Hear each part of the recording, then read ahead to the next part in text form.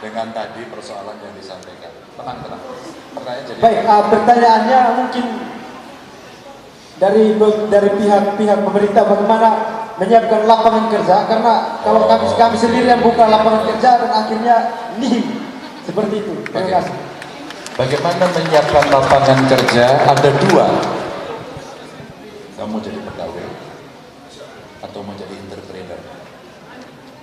Kalau mau jadi pegawai, siapkan diri menjadi pegawai, maka akses pendidikan yang saya ceritakan di awal mudah, murah. Kalau kemudian pilihan itu sudah didapat, maka tinggal memilih. Saya mau jadi pegawai, saya menyiapkan diri. Oh, spesifikasi pegawai di sana adalah A, B, C, D. Kamu siapkan bisa berkompetisi.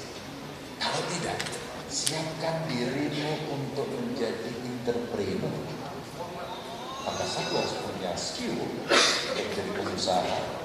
Dua, punya pemahaman literasi bisnis seperti akses permodalan. Dan jangan khawatir, ada banyak pelatihan yang bisa dilakukan. Mulai dari kapan? Mulai dari sekarang. Apa bisa dilakukan pemerintah? Menggali bakat anak-anak kita dalam scouting. Begitu itu sudah apa? Ada ekstrakurikuler yang bisa diberikan. Contoh, ketika saya ketemu dengan anak muda, ketika saya menjadi gubernur Jawa Tengah, usulan dalam Pak Medan nggak usah banyak cincong. Pak, kami ini punya keterampilan yang beda-beda. Bapak bisa sediakan kreatif hub. Kreatif hub itulah co-working space yang kita berikan kepada anak muda, dan mereka berkumpul di situ, bertukar pikiran di situ, berdiskusi di situ, berkolaborasi di situ, dan kemudian Pak, kita jadi pengusaha. Tidak punya itu. Ya. Kalau kemudian kita mau mengembangkan potensi yang ada di sini, oke, ada yang menerima tantangan saya bagaimana mengembangkan, katakan satu teman saja dari NTB. Itu tantangan yang bisa kita bisnis bagus. Anda mau mengembangkan pariwisata, oke, kita kembangkan. Pak, jangan digusur, oke, nggak usah digusur.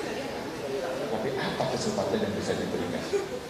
Ini saya kasihkan contoh yang penting. Kreatif hub, timbul penghubung ekonomi kreatif dan pariwisata. Contoh pariwisata tadi. Kita punya sebutan sebenarnya potensi-potensi. Jadi jangan khawatir, maka anak-anak muda terlibat. Ketika daerah merencanakan musyawarah pembangunan, musyawarah perencanaan pembangunan, Anda itu bicara. Saya mau kembangkan ini, polanya begini, kami ikut terlibat seperti ini. Tolong menjadi fasilitasi, pemerintah fasilitasi. Aduh, kamu ingin jadi pengusaha atau pegawai? Pengusaha, udah pas. Jadi pengusaha, udah top ini, hebat kamu ya. Oke. Kayaknya kamu perlu bertemu dengan banyak orang untuk nanti mengerti hal-hal yang tadi saya sampaikan dalam grafik. Kalau mau bicara baik, kalau mau. Baik, terima kasih untuk kesempatan yang diberikan bagi saya. Perkenalkan, nama saya Yunike dari. Panggilannya? Nama saya Yunike Gloria Bani, panggilannya Yunike. Yunike. Yunike. Ya, Yunike. Yunike. Panggilannya Yunike. Ada itu dulu merek apa itu? Raket itu ya? Yunike. Ini prodi akuntansi. Oke. Oh, yang temennya ya. Pertanyaanmu apa Yunike? Oke, baik Pak. Tadi seperti yang di awal, Bapak kan sudah bilang untuk bisa menaikkan ekonomi masyarakat lemah, itu yang kita kasih bukan ikannya, tapi pancingnya, ya kan Pak? Yeah. Nah, di sini saya lihat satu fenomena, memang betul untuk meningkatkan ekonomi masyarakat salah satunya lewat pendidikan. Tapi ada satu fenomena Pak, yang dimana mahasiswa yang tamat dari satu universitas, ketika tamat, ya realitanya belum tentu penghasilannya itu sama. Dan betul. Tapi begini Pak, saya juga lihat satu fenomena, jika kesuksesan seseorang diukur berdasarkan tingkat pendidikan, ya di realitanya ya itu malah terjadi sebaliknya. Seperti begini Pak, orang yang lulusan SMA itu bisa saja penghasilannya lebih besar dibandingkan sarjana. Ya itu kan Pak. Nah dari sini saya kemudian berpikir kalau oke, sekolah, kuliah, tapi tamat lapangan pekerjaan, ya jujur kalau misalkan mau bangun usaha itu kan butuh modal besar bukan Pak? Ya, ya betul Pak. Tapi kebanyakan Pak, kalau misalkan di daerah, khususnya di Nusa Tenggara Timur, mungkin pandangan saya secara pribadi, itu masyarakat lebih banyakan mau untuk jadi pegawai negeri sipil, belum kepikiran untuk entrepreneur. Betul Pak? Ini kepikiran ya. Oh ya. Jadi pertanyaannya apa? Pertanyaan saya ini Pak, menurut Bapak, apakah untuk bisa berhasil dalam hidup itu hanya terus untuk fokus sama pendidikan saja, atau kalau misalkan kerja kan masih gaji UMR kan Pak? Nah gaji UMR kan ya kalau di NTT kecil. Nah menurut Bapak apa yang perlu dilakukan bagi kami anak-anak muda jika misalkan pada saat tamat kuliah oke, kerja, hasilkan uang, penuhi kebutuhan hidup, tapi kalau misalkan goals jangka panjangnya untuk Stop. Pertanyaannya apa? Ini latihan merumuskan pertanyaan, nggak apa-apa. Coba, kamu simpel aja sekarang pertanyaannya Pak, bagaimana caranya agar kami sarjana yang bakalan tamat Pak bisa tetap punya penghasilan, tapi bukan gaji UMR, tapi penghasilannya besar. Oh, cocok. Orang gaji besar itu kerjanya di mana sih? Kalau biasanya kalau misalkan di bidang digital, Ada. Kalau orang mau bekerja gajinya besar itu menurut kerjanya di mana sih? kalau mau gaji besar pengusaha Pak. Kalau Pengusaha nggak pegawai. iya, kalau kerja mungkin levelnya CEO Pak. Mungkin berarti Teman-teman gini ya, ini pertanyaan bagus, tapi siapa? Kami pengen dapat duit banyak, kami pengen bekerja. Pertanyaan simpel aja. Orang ini berproses. Saya bisa sampai berdiri di Undana ini, itu bukan tiba-tiba. Ya. Bukan fasilitas. Oke, UGM kalau lama tidak, tapi ilmunya dalam, maksudnya begitu. Kami bekerja pertama juga mimpinya seperti ini, tapi kami tidak. Maka kamu harus belajar. Bahkan gaji pertama saya itu untuk membayar kos-kosan dan jatuh pas. Maka otak kita berpikir bagaimana kita survive.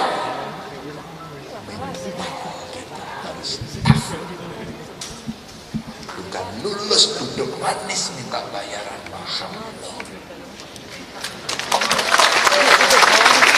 Tapi bisa nggak Pak? Bisa.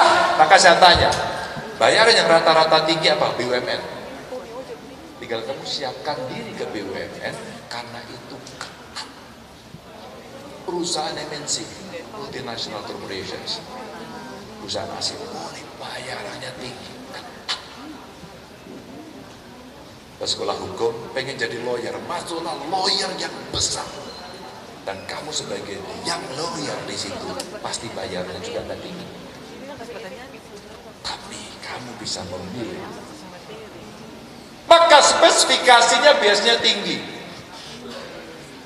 BE-mu bagus, bahasa asingmu bagus, gitu kan? Itu ukuran fresh graduate. Dan kamu punya nilai plus yang lain. Jika itu kamu miliki, kamu akan dapatkan itu. Gampang ya? Tapi jika tidak kamu miliki, maka kamu harus mempersiapkan itu. Yang kedua kemudian, jadi pengusaha seperti tadi teman. Dan proses itu dilalui. Saya masih ingat dulu kerja dengan dibayar 300.000. Dan saya kesulitan untuk membelanjakan. Maka saya ikut membantu dagang apapun. Dan saya juga tidak mampu berhasil. Pernah dengar nama Atta Halilintar?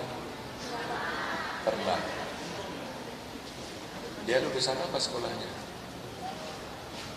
Ada yang tahu? Ada yang tahu? Ya. SMA nggak selesai kalau nggak salah. kayak Bu Susi Pujiastuti. SMA juga nggak selesai. Jadi pendidikan itu adalah ikhtiar kita untuk mencapai syarat ikhtiar. Tapi apakah otomatis? Belum tentu. Maka kemudian saya katakan butuh soft skill. Soft skill. Jejaring, komunikasi yang bagus dan lain sebagainya. Ini penting. Atta Halilintar saya tanya, Pak, kamu caranya bisnis? Pokoknya saya jual aja, Pak. Kamu nggak punya modal? Nggak, Pak. Lalu bagaimana? Saya umum ada tetangga-tetangga, ada barangmu yang mau kita jualin, dia ketuk pintu. Ada ini kulkas bekas mau saya jual, aku jualin ya. Dia punya ilmu sales yang bagus. Saya tanya anak, ada bukunya juga. Dan kemudian dia kembangkan terus dengan segala kreativitasnya, kemudian potensi-potensinya dia keluarkan, jadilah dia hari ini. Saya merangkak seperti itu, kerja di kantor orang, kemudian berpartner dengan orang, cari terus karena saya tidak pernah mau menerima kondisiku hanya segitu saja.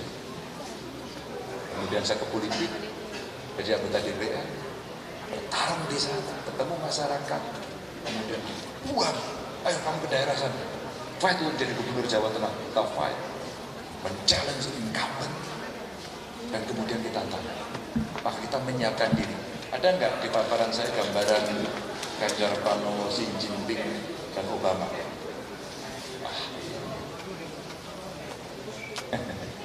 Dari ideologi turun ke hati. Ganjar yang paling kiri, tengah ini Xi Jinping, yang paling kanan Obama. Ternyata 3 orang ini pernah masuk partai di usia saya 24 tahun, Xi Jinping ini 21 tahun, Obama lebih tua 35 tahun. 3-tiganya berproses lama dan 3-tiganya menjadi anggota parlemen. Hah? Instan? Bung, mie instan aja dimasak dulu, Bung. Mie instan aja dimasak dulu. Saya menjadi anggota DPR usia 36. Presiden Xi Jinping menjadi anggota DPR Kongres Legislatif usianya lebih tua, 54. Ya. Dan Obama bareng sama saya usianya, 36. Jadi anggota parlemen. 2 mereka sudah jadi presiden. Oke. Itu proses yang sangat panjang sekali. Kami bukan siapa, bukan anaknya siapa-siapa. Bapak saya orang yang hebat, polisi pangkatnya tidak tinggi. Ibu saya lulusan SMP, bapak saya lulusan SD. Tapi saya bisa menggapai itu, saya diperhitungkan karena insya Allah saya punya ilmu. Saya sekolah, saya menjadi aktivis, saya diam. Kita demo juga, kita kritik juga, tapi saya memilih masuk sistem. Oke, geser. Siapa tadi yang belum? Kamu. Oke. Ya. Terima kasih Dionisio di Nova Valadares. Panggilannya Doni. Doni. Ya. Kamu dari mana? Saya dari Fakultas Hukum. Hukum. Ya. Ada supporternya. Don, apa pertanyaanmu, Don? Baik, terima kasih Bapak. Karena saya dari melihat kondisi dan situasi Indonesia saat ini, Bapak, Ya. di mana korupsi itu sangat merajalela, Bapak. Oke. Sangat merajalela, seperti korupsi pejabat. Tantangan ini menjadi suatu yang sangat sulit bagi kami, generasi milenial, khususnya dalam menyongsong generasi emas tahun 2045. Oke. Jadi pertanyaannya? Iya Bapak. Bagaimana? Jadi pertanyaan saya gini Bapak. Ya. Pertanyaan saya, bagaimana langkah-langkah upaya preventif yang akan dilakukan oleh Bapak jika Bapak nanti terpilih menjadi orang nomor 1 Republik Indonesia? Ada interpretasi atau pandangan Bapak itu berbeda dengan partai politik karena Bapak selain sebagai kepala pemerintahan juga sebagai kader partai politik. Ya. Terima kasih Bapak. Saya 10 tahun jadi gubernur. Saya sudah memutuskan sendiri. Bagaimana cara tidak korupsi? Dicontohin dulu dari pimpinan tertinggi. Kalau pimpinan tertinggi tidak minta-minta setoran, maka bawahan bisa kita tendang. Halo, kamu jangan minta-minta juga ya. Kalau kamu minta-minta, saya pecat. Kalau pemimpin tertinggi membuatkan sistem yang fair, maka siapapun yang akan menduduki jabatan melalui promosi terbuka. Bukan jual beli jabatan, dikontrol sendiri. 2. 3, cegahlah sistem agar tidak korupsi. Maka ada 3 syarat. Regulasinya mesti kuat. Regulasi pada sistem kelembagaan yang bisa menghalangi. Dan terakhir, pilihlah aktornya. Aktor yang punya integritas tinggi. Saya beberapa waktu lalu datang kepada Ibu Mary Hugeng. Hugeng adalah Kapolri legend di Indonesia. Hebat dia. Bahkan mobil dinasnya pun, mobil dinas dipinjam orang, tidak dikasih. Karena apa? Karena ini punya negara. Ibunya jualan bunga di rumah, pada saat kemudian beliau jadi Kapolri, beliau ceritakan, hai anak buahku, jangan pernah dan saya larang kamu membeli bunga di tempat istriku. Karena apa? Pasti kamu ingin melarisi dia karena jabatanku. Maka hidupnya sederhana. Itu kecuali kalian pengusaha. 3, regulasi bagus, kemudian sistem kelembagaan yang jalan dan aktornya bagus. 10 tahun itu kemudian ketika kita berbeda, kita berani memutuskan sendiri. Hasilnya ini. Mana tadi? Buka lagi, Bu. Hasilnya ini. Nah, gampang. Ini yang terjadi. Bagaimana cara kita melakukan itu? Saya contohin. Maaf kalimatnya. Teman-teman gak usah store saya ya. Sudah ada jatahnya dari negara. Teman-teman kalau mau jadi pejabat silahkan ya. Anda promosi saja, gak usah deket-deket saya. Kenapa? Setelah itu sistem pemerintahan berbasis elektronik dilaksanakan ya, maka kemudian kita bisa mengontrol itu dengan mudah dan cepat. Hasilnya apa? Hasilnya survei ini. Kami hanya bisa membuktikan atau memberikan bukti, bukan janji. Ini kayak politisi biasanya. Thank you. Oke ya. Terakhir. Ya. Cek, selamat sore untuk kita semua. Ya, Izin Bapak Ganjar dan rekan-rekannya dan para tamu undangan yang berada pada. Ya, sedikit baru perkenalkan. Perkenalkan, nama saya Trio Putra Dewa, biasa disapa Trio. Saya kuliah di Universitas Muhammad. Trio namanya. Ada nomor 3. Keempat, tapi ketiga dari laki-laki. Oh iya, oke lah bapakmu gitu ya. Oke, Trio. Kamu kuliah? Kuliah di Universitas Muhammadiyah Kupang. Saya di jurusan Fakultas Hukum. Sama dong. Wadah yang dari Universitas Muhammadiyah mana? Dari teman Fakultas Muhammadiyah. Oke. Trio, apa pertanyaannya? Yuk. Pertanyaannya seperti yang dijelaskan dan dipertanyakan oleh teman-teman saya dan rekan-rekan saya tadi Bapak, saya cuma satu pertanyaan. Ya. Tentang suatu kebangsaan ini, pada saat ini kita berbicara dengan suatu dialog kebangsaan. Nah, pertanyaan saya dengan sesuatu hal di dalam konstelasi politik, apakah di suatu saat nanti Bapak menjadi orang nomor 1 di negara Indonesia dengan karpet merah yang tersisa, apakah Bapak suatu saat nanti diwariskan kepada keluarga atau tidak? Karena saya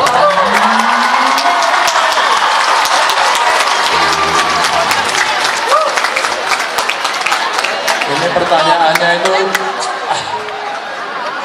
Oke. Itu langsung pertanyaan saya dan masih ada keselanjutan Bapak. Dengan terkait dengan karpet merah.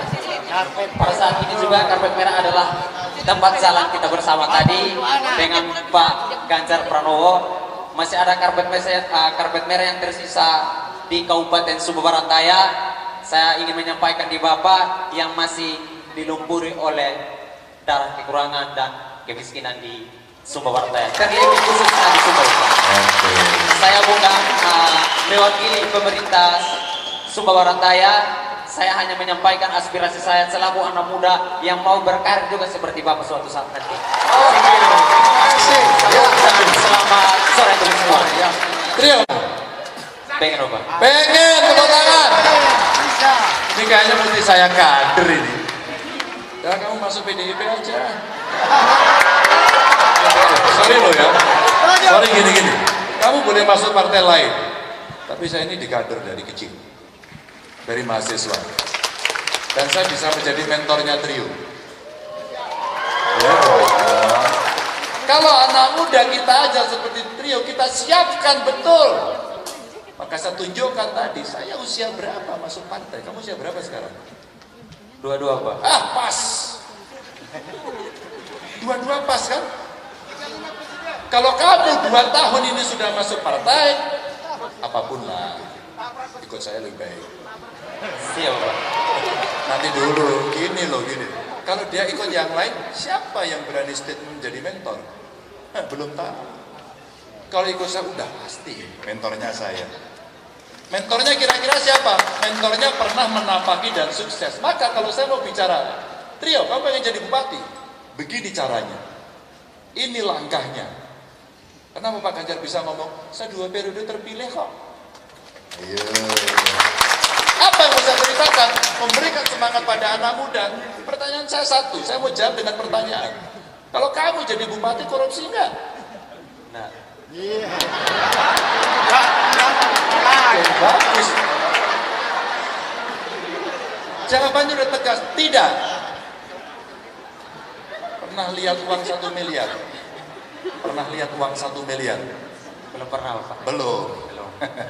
Kalau suatu ketika ada orang datang, Pak Bupati Trio, ini Pak, sekedar untuk oleh-oleh saja. Tak di depanmu. Dadah. Terima kasih Pak. Apa yang kamu lakukan pada si uang itu? 1 miliar men. Saya bisa menjawab Pak. Hah? Saya bisa menjawab. Iyalah jawablah. Dengan pertanyaan Bapak tadi itu juga adalah simbol balik dari suatu istilahnya simbiosis mutualisme. Pertimbangan balik antara masyarakat dan pemerintah dengan uang sedekah itu yang diberikan kepada saya, maka dengan cara saya sendiri saya akan melayani masyarakat yang terlena dengan kemiskinan. Duitnya mau kamu apain? Uang itu saya akan memberikan kepada masyarakat yang menjadi utama kemiskinan, Pak. Uangnya akan diberikan kepada masyarakat yang miskin. Betul itu? Siapa yang mengatakan itu betul, angkat tangan. Siapa yang mengatakan itu salah, angkat tangan. Pelajaran sore hari ini dan mengakhiri pertemuan saya adalah itulah namanya gratifikasi. Suap. Tapi saya berikan kepada orang yang berhak. Rakyat saya, no, salah. Kamu harus tegas menolak ini. Sorry, tidak. Pergi kamu. Wah, itu baru oke. Masyarakat miskin akan saya apakan? Akan saya siapkan. Karena jabatan saya sebagai bupati. Siapkan anggaran, saya bicara dengan DPRD, mari kita entaskan kemiskinan programnya A, B, C, D. Dan kemudian, Pak Ganjar, lihat Trio nanti. Saya siap sebagai anak muda debat di depan panggung. Gitu. Untuk menurunkan kemiskinan dan memberantas korupsi. Itu. Oke nggak? Siap, Pak. Tinggal apa? Latihan. Siapa yang melatih?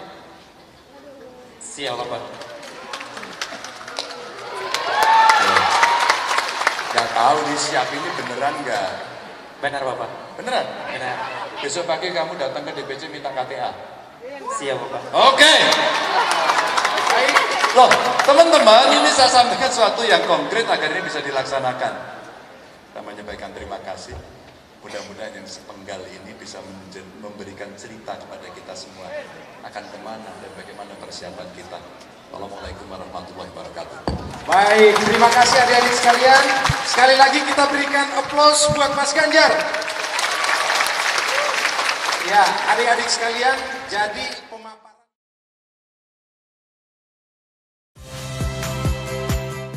Saya Niluh Puspa. Saksikan program-program Kompas TV melalui siaran digital, pay TV, dan media streaming lainnya.